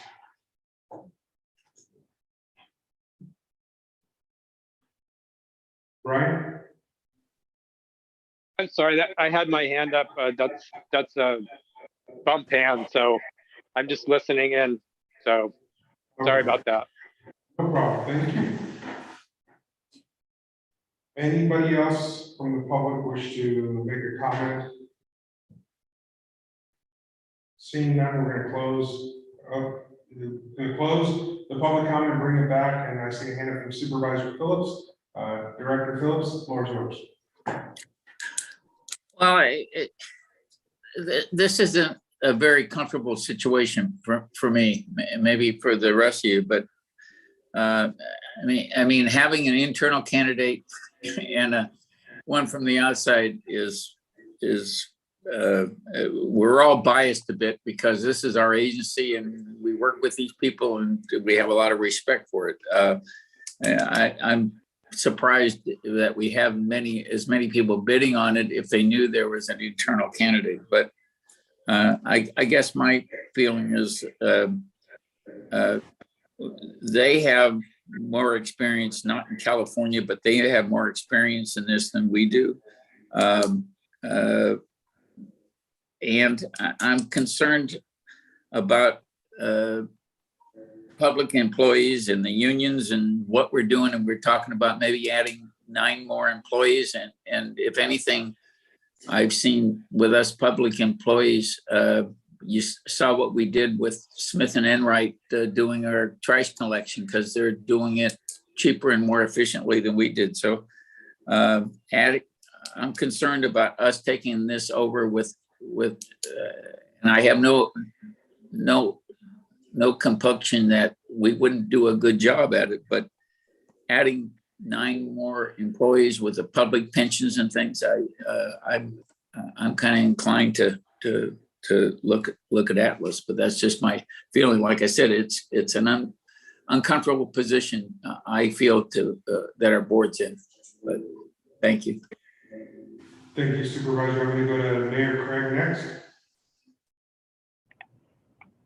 I'm so glad you said something, Supervisor Phillips. I sort of was feeling the same way. I'm inclined to lean towards Atlas, and then certainly, you know, if they're the experienced, you know, composter, then let's let them move forward with that. And then if we can catch on or get the hang of it later on, or we feel like we have the capacity to take it on after that, then maybe perhaps we make a change a little later on down the line. But I agree, this entire discussion is a little awkward and borderline. I'll save any further comment on it. It's been an uncomfortable discussion. That's all. Thank you. Thank you, Mayor Craig. I'm going to go to Anthony Rocha next. Director Rocha. I had a question that was prompted in my head after hearing some of the comments. I don't know if it's too late to go back to questions. No, please. Speaking of the fact that it was an internal candidate and the discussion around unions, was there any sort of notification or letter that we got from one of our bargaining units as it relates to potentially contracting out a service that could be done in-house? Have we received any sort of labor letter of that kind? No, not at this time. And okay, because usually, so on the senior high school district board, whenever we would contract out with the company and the work could have been done by an internal candidate, that was enough for us to have to negotiate the terms of the contract because it was a change to their scope of work. So I don't know if that at all applies to this, if that's just in the public education system. Thank you, Director Rocha. Any additional comments from directors? Oh, that was a question, whether or not that having to contract out when the work could be done by internal candidate, if that prompts any sort of a change to a contract. Well, I can tell you right now, we are currently in the process, in the transition of the operational group being represented by an outside union. Today, at this moment, the employees are still a informally self-represented group. So we do not have a professional labor organization on board today, but that will probably be changing very soon.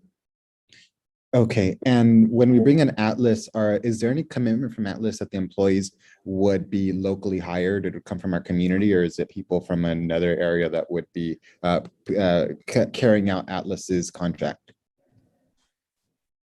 Well, my guess is, and I'll let Atlas answer the question, is they're going to have to hire local, other than maybe some of their leadership folks that may be relocating out here to get the business off and running. But I would. Eli, we're going to Eli for that. Hey, yes, this is Eli Stillwell with Atlas. I just want to point out Atlas is really committed to hiring locally. We want to make sure that we're not only investing in any kind of organics in a community, but also investing in the community in a personnel way. So we absolutely would be looking to hire locally. And again, you brought up a good point, just being in California and the West Coast, while we do have some plans in place for management, it absolutely behooves us to be hiring locally for that just experience part of it. Okay, thank you. My only comments would be that those are some of my concerns. Is I wanted to make sure that if we have the opportunity to create those 9 positions and have them be from our own community, I would tend to go in that direction. But if Atlas's commitment is to hiring local, that does give me some reassurance, especially since we're not going to be in violation of any sort of union agreement as it relates to contracting out of positions. Those are all my comments. Thank you, Director Rocha. Anybody else at this time? Sure, I will. And Supervisor Phillips and Mayor Craig, thank you for sharing those concerns, because those are definitely the concerns that I'm sure we all share. It is, I mean, to me, on the surface, it is definitely an awkward conversation. So I've been trying to be careful in how I've asked the questions to try to drill down and to the board president's comments and questions surrounding risk, and that's really where it is. I'll tell you, I approach it a little bit differently. And the comment was made about kind of leaning towards Atlas and then potentially down the road, if needed, changing direction or changing route. So I approach it differently, and part of it is because we do have a track record of bringing things internally successfully.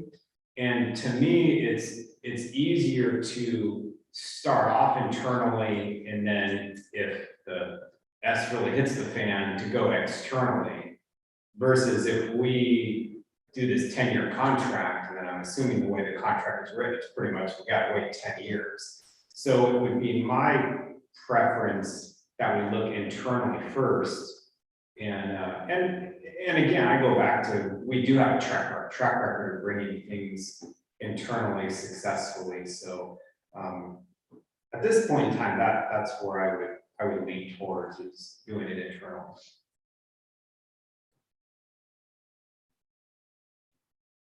Director Rocha, did you have more comments, or was that the same? I did. I just wanted to say that Rob had some really good points, and I think that I'm leaning actually more towards doing internally, considering that for the long-term success of this program, I think it'd make more sense if we created it from the ground up, and allowed us to have that institutional knowledge moving forward. Whereas instead of a contract potentially expiring and that board at the time not wanting to renew it, and then us not having that institutional knowledge of how to carry out that program.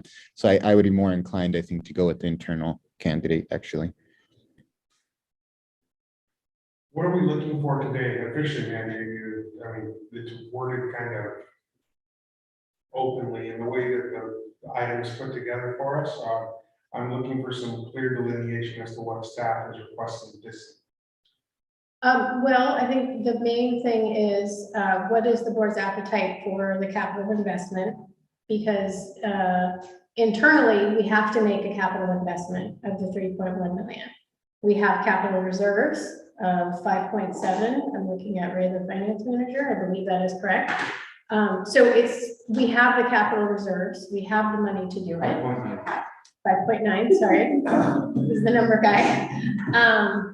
So if we were to take it over internally, as Rob was saying, start internal, the board has to make the decision that we would have to make a $3.1 million capital investment. If we were to go with Atlas, we don't have to make a capital investment, but we would then need to be prepared to increase our rates significantly and border up against our waste rate, which never bodes well for any of recycling programs. So that's the other thing we also have to look at. And that's not anything against Atlas. That's the cost of doing the business, right? That's adding the robot, that's adding the innovative technology, but that's having an experienced composter on site. Not that we can't be experienced, it's just gonna take us a little bit more time to get us up and going. So there's a range with Atlas. We could do a $1 million investment. We could do a $5 million investment. So I think there has to be a decision on moving forward with what's the board's comfort level with capital investment. Okay. Oh, thank you. And Patrick has his hand up, so I'll be quiet. Go ahead. Oh, sorry. I wanted to try to break this down into something that's a little, I think a little simpler to digest. And again, I have all the faith in the world in our staff taking this over. We've done this 3 times, not just 2. We took over Sun Street transportation operations in 2009, then Malone, and then Johnson Canyon. So we have a very experienced staff. We have 3 nationally certified compost operation folks in this room right now that have basically been micromanaging the current operation for the last couple of years. So I have no doubt that we can't do that. The issue of risk around the market being flooded, that is a risk. That's a risk that everybody takes, including Atlas and any of the other vendors. The reason we brought forward these two proposals very clear. Cost, because the board is always very concerned about rates and rate increases. We believe we can do it at a cheaper rate than the public sector or the private sector, because we've done that before. But it does come with risk, and that is, I think, the whole comparison we're trying to make in the presentation. Low cost, a little bit more risk; higher cost, a little less risk, and there are shared risks on each one. So with the authority, I want to clarify two things. One, it is $3.1 million, but the initial investment is only 2.4 to 2.5. The 3.1 reflects a 10-year cost, and that is assuming that some of the equipment that we will buy early on will require substantial second life rebuilding before we hit 10 years. Things like loaders that really are the workhorse of the operation. Caesar is excellent at taking a piece of new equipment, working it until it's old and frail, and then making it young again, and really stretching our dollars. That's some of the ways we do business here to keep costs down. So the initial investment is actually not 3.1; it's 2.4 to 2.5. The second part, this is in support of Atlas's proposal. They've given us a lot of options. The original proposal they provided us was actually based on a 15-year contract and actually lower rates. I'm not necessarily proposing we consider a 15-year contract. Just to disclose that, we had to ask them to come back to a 10-year contract to be consistent with the rest of the bidders and give us the 10-year pricing and not a 15-year. That rate was lower. They've also given us an option to invest in capital. And so when we talk about the capital, they've got an estimated cost of around $6.2 million. $5.2 million of that is fixed on the ground structures, concrete, buildings, electrical service, water service, all the building hard infrastructure that typically we depreciate over 20 years.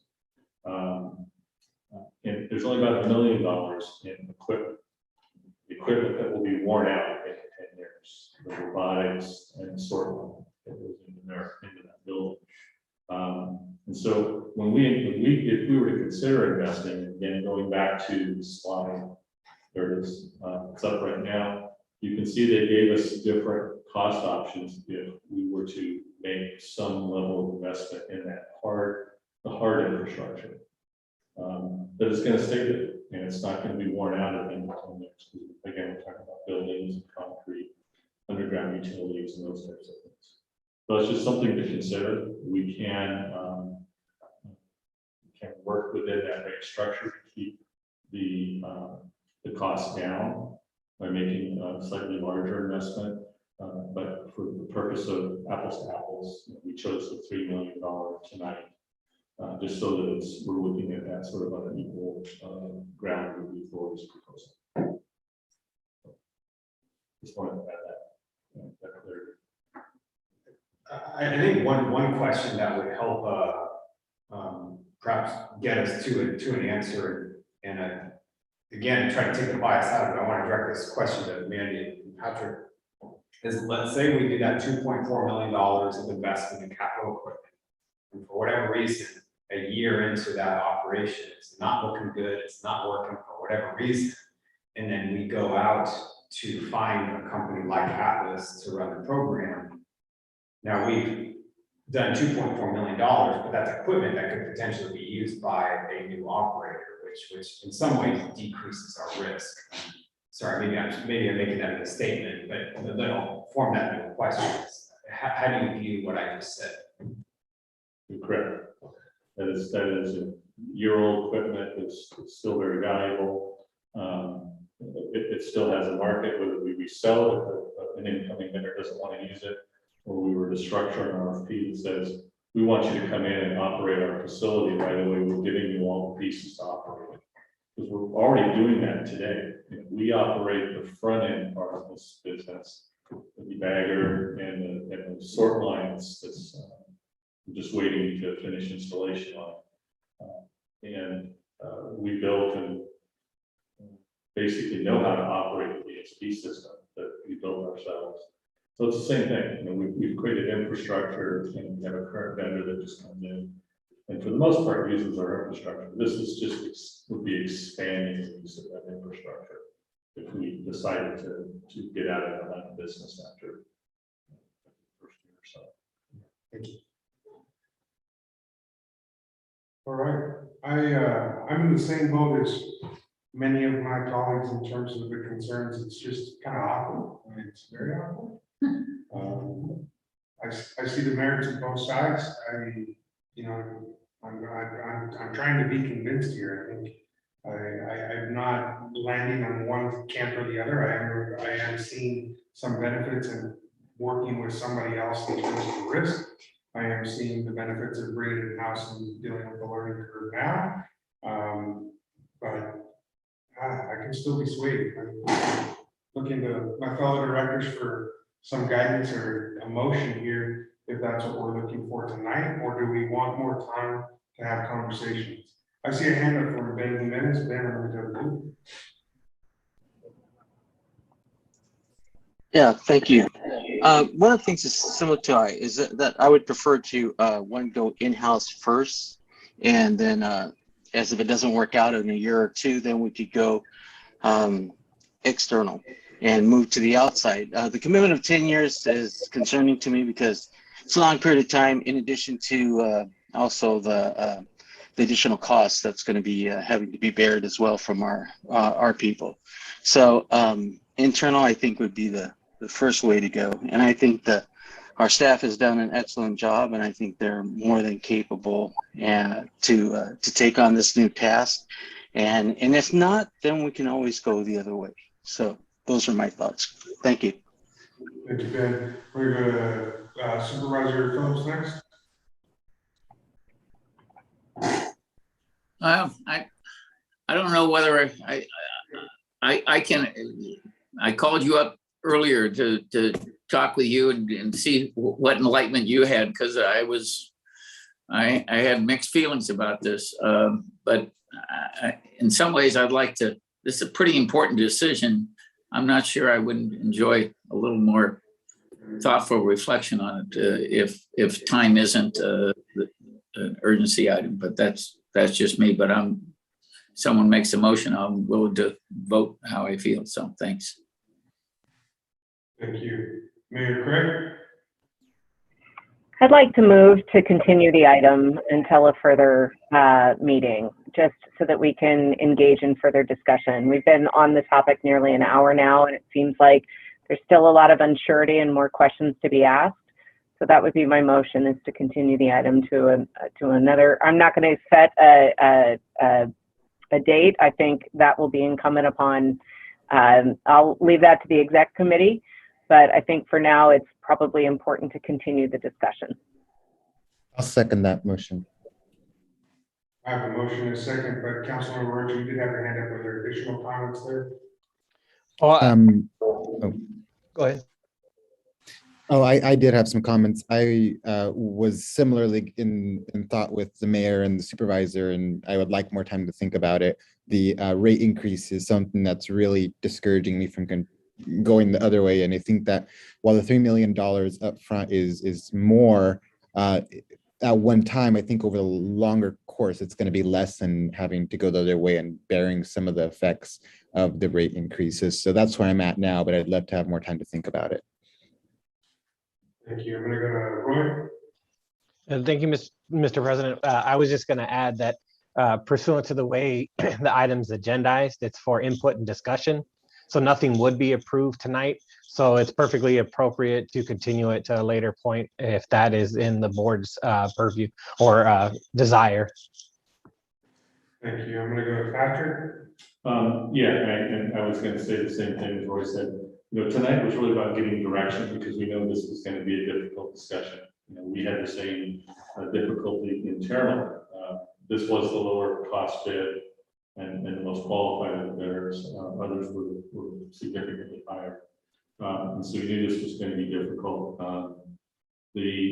don't want to say that it's urgent, but we all know we have supply chain issues. Some of this large equipment is going to take some time to get ordered. Our plan was to come back, if we got direction, right, was to come back in December, our December meeting, and consider one of two things, either consider a contract with Atlas and an allocation of capital if we want to buy down the rate at some level for the hard infrastructure, or to come back again with an allocation for the authority to begin acquisition of equipment and to actually approve the recruitment of the supervisor for this operation, so that person can be on board early and oversee the transition to that July 1st operation. So we can definitely come back in December. We'll have to sort of figure if we're not getting clear direction, and I totally respect and understand that this is not an easy call for the board. But just keep that in mind. We do want to move this forward as quick as we possibly can, just to give both Atlas and or ourselves adequate time to begin acquisition of equipment and prepare for setup. Thank you, Patrick. I have a motion, I have a second. Seeing no additional hands up, I'm gonna go ahead and ask for a roll call vote on the motion. Director Craig? Yes. Director Collins? Aye. Director Jimenez?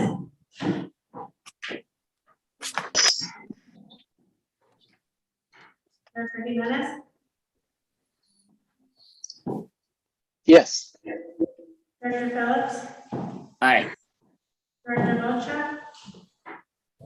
Yes. Director Silva? Aye. Director White? Yes. Vice President Cummings is absent, and President Lopez. Yes, motion carries, and I did have a request for one more question, we go to roll call. Yeah, so I've got a question for Eli and Jarrett. I'm actually gonna be in San Antonio in a few weeks. And if that facility, if it's similar to what we would have here, I'd be interested in checking it out, if that's possible. Yeah, absolutely. We'd be able to set that up. If you just shoot either me or Eli an email. I think Mandy has both of our emails, and we'd be absolutely able to set that up. Cool. Okay, we'll get it done. Thank you. All right, thank you. With that, we've completed item 14. We now have the appointment of nominating committee for the 2022 election of officers. We'll go to Patrick, hopefully for a quick report. Yeah, this is pretty standard fare because all three of our current executive officers are finishing their first year. The authority code provides or allows for executive officers to stay in those positions for a total of 2 years if they choose. So I would again still recommend that the board form a nominating committee and simply verify with the three executive officers if they want to continue in those roles for one additional year. And if they don't, then the committee would be tasked with working with staff on the scheduling of, not staff, but working with the rest of the board to determine who would fill the vacancy if someone chooses to step down early. Stick them for another year. Second, is that a motion? Unfortunately, we can't do that tonight because Christy is offline right now, so we can't speak for her. Otherwise, you could probably do that. I'll stay for another year. I don't care. I'm good. Okay, we've got two. Hey, the majority has it. Two of us are saying yes, so she has to stay. Okay, I think we can check with Christie, but I think just to stay within the policies, it would be good to nominate a board member. I think it was Phillips and Silva before, right? It was, yes. Are you guys okay continuing in that capacity? Yes. Then I would nominate them. Is there a second? I'll second. Yes. I got a second. I didn't even ask you for it. Okay, at this point, I have my hand raised. I apologize. It's a little difficult. Just to hear when multiple people are talking in the chambers, are you nominating Christy as chair for next year? So we're waiting to hear from Christie. For now, what we're doing is nominating the committee to stay within the bounds of our policies. So the committee would be Phillips and Silva, who were the committee last time as well. But again, all they're doing is checking with incumbents to make sure that they're okay serving an additional year. Got it. Thank you very much for the clarification. It got a little choppy there and I wasn't sure what was being said. So thank you for the clarification. Thank you. I blame Phillips for things getting choppy there. I'm gonna go ahead and go out to the public on this item and see if we have any public input. Seeing no hands going up, I'll bring it back and ask for a roll call vote. Director Craig? Yes. Director Kohler? Aye. Director Jimenez? Yes. Director Phillips? A choppy yes. Director Rocha? Yes. Director Silva? Aye. Vice President Cromie is absent. Alternate Vice President Tipton? Yes. And President White? Yes, motion carries. Thank you. We're now at 16, our agenda items with our view ahead schedule. We'll go back to for that. Okay, so, sorry to say this, but we will need a December 16th board meeting. The agenda we have right now is really very light, but we will bring back the organics item. I definitely encourage the board to reach out to each other, to me and Mandy, if you want to talk or have additional questions or information about this going forward to help facilitate that decision. And then just a couple of minor consent items, but I think that would be the only significant item for discussion at the December meeting would be the continuance of the organics processing contract services. If there's anything else you'd like to add, but I'm trying to keep that agenda very small. My recommendation also, because it is a lot of work for Erica and Rosie to set up all this for meetings, and since it seems like the majority of boards are still interested or uncomfortable with doing Zoom, maybe that meeting we just do as an all Zoom meeting. But I'll leave that up to the board to make that final call, or we'll see the December meeting will make it easier for all of you to participate. Okay. Any input from directors?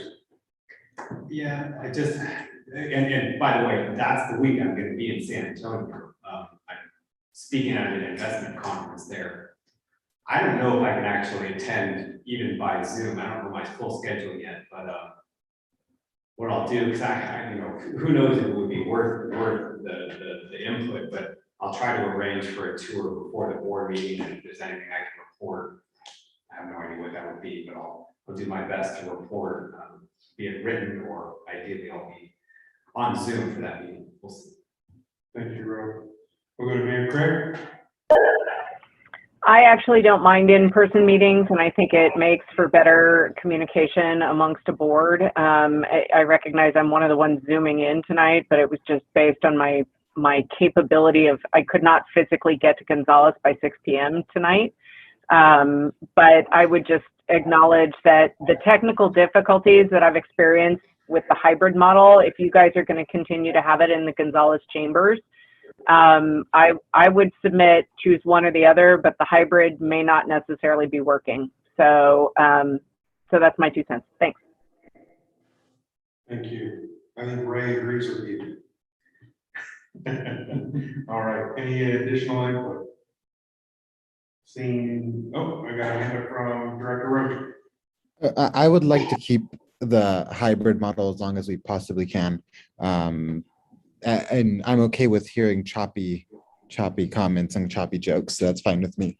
And I could hear just fine, but I'd like the ability to do hybrid. Thank you. I'm going to open it up, see if we have any public input on this item. Seeing none, we don't need to vote. Thank you for the report. At this point, we have concluded our public business for the evening, but we do have a closed session ahead of us with 2 items. Pursuant to Government Code Section 54957.6, to provide instruction to General Manager CEO Patrick Matthews, Assistant GM Ops Manager Cesar Zuniga, and General Counsel Michelle Sassano to negotiate salaries and benefits of SBSWA employees, management, and non-management. as well as item 18 pursuant to Government Code Section 54957B to consider the performance evaluation of the general manager, chief administrative officer, Patrick Matthews, for 2021. Do we have any public comment on either of these closed session items? Seeing no hands going up, we will close public comment and recess to closed session. Thank you all for attending, and we will be back to potentially report out.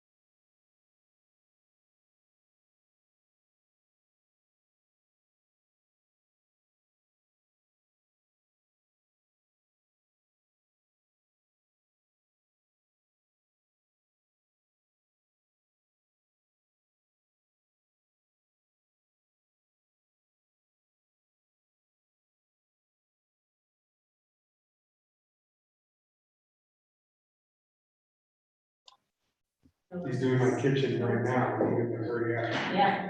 He said she's not coming back from Mexico until, I'm 1 week without baby and I'm already going crazy. Oh, no, oh, that, you know, Lauren, that looks like a place in Mexico, because they do the big square tile Yeah. floors. And bathing in a bucket. Yeah. Yeah. So we're Next just, time I have lunch, we're just waiting for Phillips. I don't know if he was gonna log back. I've got a quorum, right? Yes. Okay, so are we good to go? Are we live? Yes. All right, I'm gonna go ahead and call us back into the session here. We've reconvened. I'm gonna turn to council and see if there's anything to report out of closed session. Nothing to report out at this time, Mr. President. All right, thank you, everybody. We are adjourned. We will see you in December for a meeting. Good night, everybody. Happy Thanksgiving. Happy Thanksgiving.